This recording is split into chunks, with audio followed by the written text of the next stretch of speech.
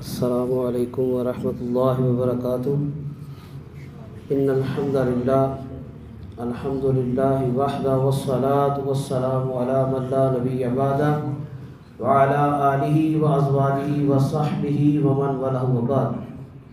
قال اللہ تبارک و تعالی فی کلامہ بعد اعوذ باللہ السمیع العلیم من الشیطان الرجیم من حمزہ ونفخہ ونفثہ یا ایھا الذین آمنوا اطیعوا اللہ واطیعوا الرسول ولا تبطلوا اعمالکم۔ وقال النبی صلی اللہ علیہ وسلم خمس من جاء منہن مع ایمان باللہ دخل الجنہ الی آخر۔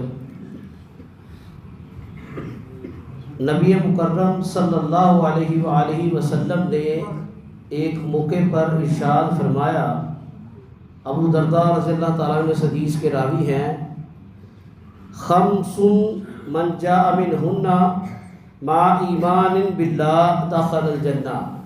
جو بندہ ایمان باللہ کے ساتھ 5 چیزیں اللہ کی بارگاہ میں لے کے آئے گا وہ جنت میں چلا جائے گا۔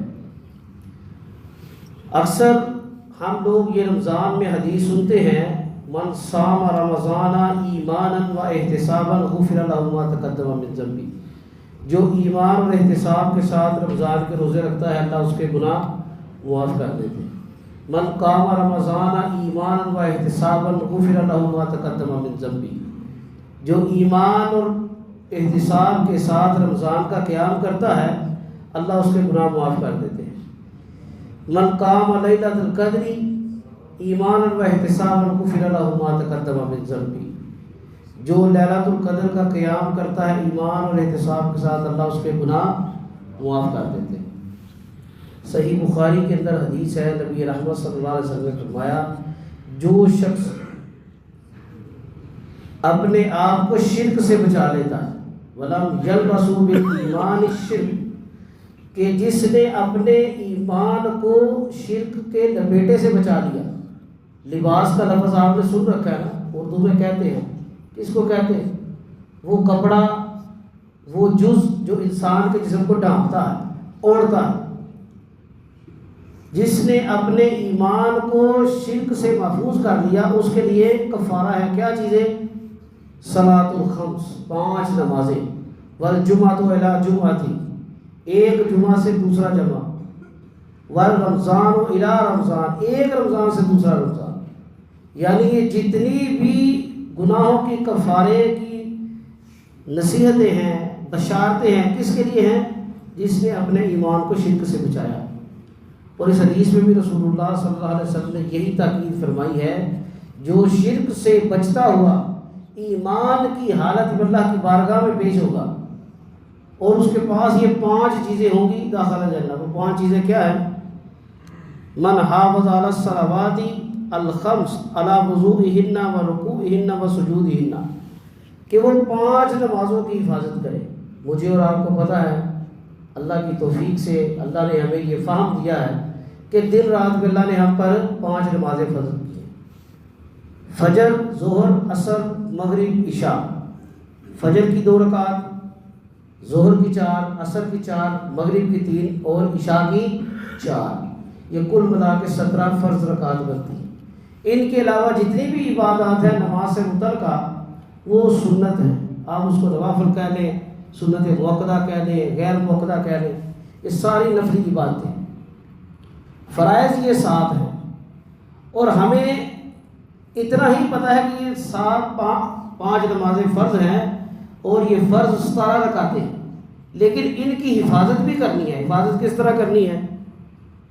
علی وضوئہن، سب سے پہلے نماز کے لیے جو وضو کرنا ہے نا وہ سنت کے مطابق ہونا چاہیے۔ نبی رحمت صلی اللہ علیہ وسلم نے ایک موقع پر فرمایا، ما اسفل من الکعبین من النار، جو شخص وضو کرتا ہے، اچھے طریقے سے وضو کرتا ہے، ہر چیز اس وضو کے بنیادی دھوتا ہے، لیکن پاؤں کا کچھ حصہ اگر اس سے رہ جاتا ہے، ایڑی کا کچھ حصہ خشک رہ جاتا ہے، اور اکثر لوگ یہاں پر بے احتیاطی کرتے ہیں، جماعت کے قریب مسجد میں آئے، وضو کر رہے ہیں، وضو کرتے ہوئے پاؤں صحیح طرح نہیں دھوئے، ایڑی کا کچھ حصہ رہ گیا، ٹخنے کا کچھ حصہ خشک رہ گیا۔ اللہ کے نبی نے فرمایا جو یہ حصہ ہے ٹخنے سے نیچے کا، اگر یہ خشک رہ گیا تو یہ آگ کا ایندھن بنے گا۔ نماز کی حفاظت میں سب سے پہلی شرط کیا ہے کہ وضو صحیح طریقے سے.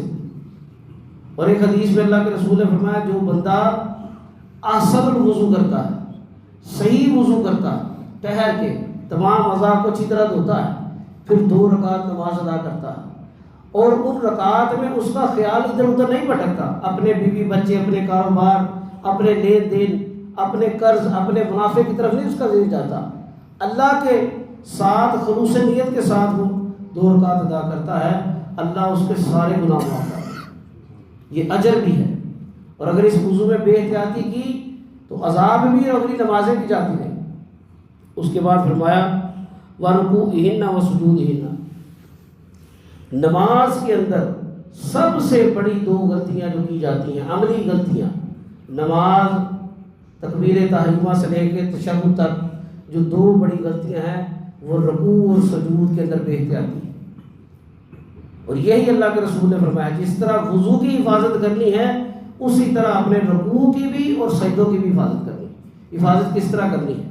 نبی رحمت صلی اللہ علیہ وسلم کے دور مبارک میں ایک شخص مسجد نبوی میں آیا, آ کر اس نے نماز ادا کی.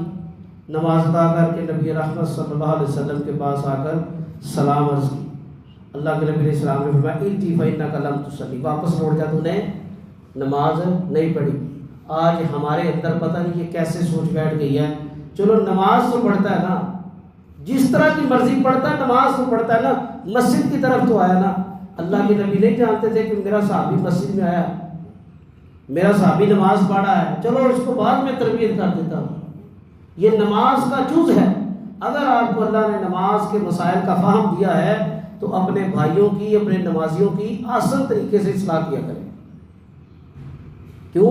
کیونکہ یہ رسول اللہ صلی اللہ علیہ وسلم نے خطبہ حجۃ الوداع میں حکم فرمایا تھا بلغوا عنی ولو آیا, مجھ سے ایک آیت, ایک مسئلے کی بھی تمہیں سمجھ آ جاتی ہے نا, آگے پھیلا. اس صحابی نے 3 مرتبہ یہ عمل کیا, 3 مرتبہ اللہ کے رسول نے فرمایا ارجع فإنک لم تصلی, واپس لوٹ, تو نے نماز نہیں پڑھی.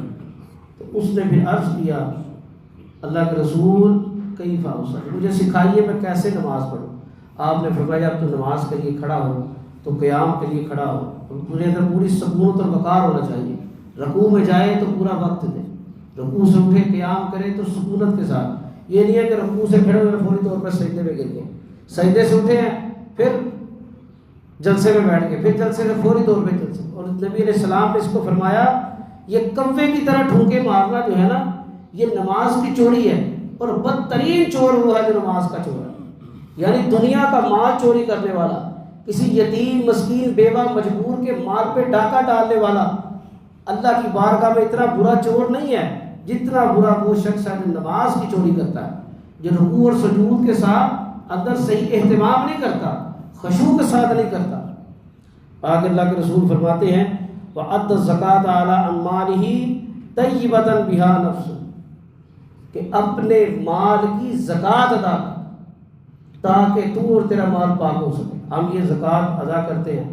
اکثر لوگ اللہ کی توفیق سے جو اللہ نے مال دیا ہے اس میں سے رمضان کے مہینے میں زکوٰۃ ادا کرتے ہیں, صدقات کرتے ہیں, یتیم مسکین بیواؤں کی مدد کرتے ہیں. ویسے ہی رحمت کا مہینہ ہے, اللہ کی توفیق سے دل نرم ہوتا ہے, لیکن اس زکوٰۃ کی ادائیگی میں یہ نیت ہونی چاہیے کہ اللہ اس سے مجھے اور میرے مال کو پاک کر رہا ہے. مجبوری کی حالت میں دیا گیا پیسہ اللہ کی بارگاہ میں قابل قبول نہیں. کیوں؟ جب انسان مجبوری میں دیتا ہے نا تو جس مجبور کی وہ مدد کر رہا ہے اس کے ساتھ اس کا رویہ سخت ہو جاتا ہے, اور اس سختی کا نقصان کیا ہوتا ہے وَلَا تُبْطِلُوا صَدَقَاتِكُمْ بِالْمَنِّ وَالْأَذَىٰ, اپنے صدقات کو, مال کے صدقے کو, نیکی کو جتلا کر, احسان جتلا کر, تکلیف دے کے, تانا دے کے ضائع نہ کرو. آگے اللہ کے رسول فرماتے ہیں وَحَجَّ الْبَيْتَ إِنِ اسْتَطَاعَ إِلَيْهِ سَبِيلًا, اگر اللہ نے تجھے استطاعت دی ہو اللہ کے گھر کا حج کر, وَصَامَ رمضان, اور رمضان کے روزے رکھ. اب یہ روزوں کی فضیلت متعدد احادیث ہے, بے شمار احادیث ہے, اور یہاں تک کہ قرآن میں اللہ تعالیٰ نے جب رمضان کی رعایتیں بیان کی ہے نا کہ مسافر اور بیمار روزہ نہیں رکھ سکتا, اگر وہ روزہ نہیں رکھتا تو بعد میں اس کی قضا دے دے, اگر قضا نہیں دے سکتا تو طعام فدیۃ مسکین، جو خود کھانا کھاتا ہے اس طرح کا کھانا ایک روزے کے بدلے ایک مسکین کو کھلا دے۔ حضرت انس بن مالک رضی اللہ تعالیٰ عنہ کا یہ عمل تھا کہ جب وہ بڑھاپے میں آ گئے، بوڑھے ہو گئے، روزے نہیں رکھ سکتے تھے بڑھاپے کی کمزوری کی وجہ سے، تو وہ جو خود کھاتے تھے گوشت کا سالن بنا کے شوربے والا، مسکینوں کو اکٹھے کر کے ہر روزے کے بدلے ایک مسکین کو کھانا کھلا دیتے۔ اس سے محدثین نے یہ مسئلہ اخذ کیا کہ جو کھانا ہم خود کھاتے ہیں نا گھر میں، جس سٹینڈرڈ کا، جس مالیت کا، جس قسم و انواع کا، اس طرح کا کھانا ایک وقت کا کھلانا ہے، ایک روزے کا فدیہ۔ اور اگر آپ کسی کو پیسے دے دیتے ہیں کہ اس کو پھر یہ تاکید کرے تم اس سے راشن لے لینا، اس کی بھی رخصت ہے۔ تو رمضان کی بھی یہ فضیلت ہے کہ یہ عمل جنت میں لے جانے والا ہے، لیکن کس کے لیے؟ جو ایمان کے ساتھ، احتساب کے ساتھ روزہ رکھتا ہے، جو اپنا محاسبہ کرتا ہے، جس کا رمضان، اس کا رمضان لائف چینجنگ ہے، زندگی بدلنے والا۔ مجھے میری غلطیوں کا پتہ چل جائے، میری بد اعمالیوں کا پتہ چل جائے، میری بد اخلاقیوں کا پتہ چل جائے اور وہ درست ہونے لگے، سمجھے کہ آپ کا رمضان قبولیت والا۔ اور آخر میں اللہ کے رسول نے فرمایا وَأَدَّ الْأَمَانَةَ، اور امانت کو ادا کر۔ تابعی نے پوچھا کہ اے ابو درداء امانت سے کیا مراد ہے؟ تو وہ بیان کرتے ہیں الغسل من الجنابہ، جب بھی کسی شخص پر غسل فرض ہو اس کو چاہیے کہ فوری طور پر طہارت حاصل کرے۔ اب رمضان کے مسائل میں سے یہ بھی مسئلہ ہے، کسی شخص پر غسل فرض ہو گیا، سحری کا وقت قریب ہے، تو اس کے لیے لازم یہ نہیں ہے کہ وہ فوری طور پہ غسل کرے، وہ طہارت کرے، استنجا کرے، وضو کرے اور کپڑے بدل لے، بہتر یہ ہے۔ اس کے بعد سحری کرے، سحری کر کے پھر غسل جنابت کر کے طہارت حاصل کرے۔ یہ نبی اسلام سے ایک صحابی نے پوچھا اور آپ نے فرمایا کہ میں بھی یہی کرتا ہوں۔ اور سیدہ عائشہ صدیقہ فرماتی ہیں نبی رحمت صلی اللہ علیہ وسلم جب آپ پر غسل فرض ہوتا اور سحری کا وقت ہوتا تو آپ سحری تناول فرماتے، اس کے بعد آپ غسل کر کے پھر نماز کی ادائیگی کرتے۔ تو عزیز سامعین، یہ 5 چیزیں ہیں، میرے لیے بھی آسانی سے جنت میں جانے کا سبب ہے، آپ کے لیے بھی۔ ایمان کے بعد نماز، اور اس کے کس طرح نماز کا اہتمام کرنا ہے، اس کے وضو کا، اس کے رکوع کا، اس کے سجدوں کا، اس کے تمام حرکات کو سکونت کے ساتھ ادا کرنا ہے۔ اس کے بعد زکوٰۃ ادا کرنی ہے، پھر اللہ کے گھر کا حج کرنا ہے، پھر رمضان کے روزے اللہ کی توفیق سے ہم رکھ رہے ہیں۔ اللہ مزید ہمیں ایمان اور عافیت کے ساتھ، صحت کے ساتھ رمضان کے روزے رکھنے کی توفیق عطا فرمائے۔ اور آخر میں غسل جنابت، پاکیزگی اور طہارت کا خیال رکھنا۔ اللہ سے دعا ہے جو باتیں بیان کی ہیں اللہ بیان کرنے والے کو بھی اور سننے والوں کو بھی عمل کی کرنے کی توفیق عطا فرمائے۔ وما علینا الا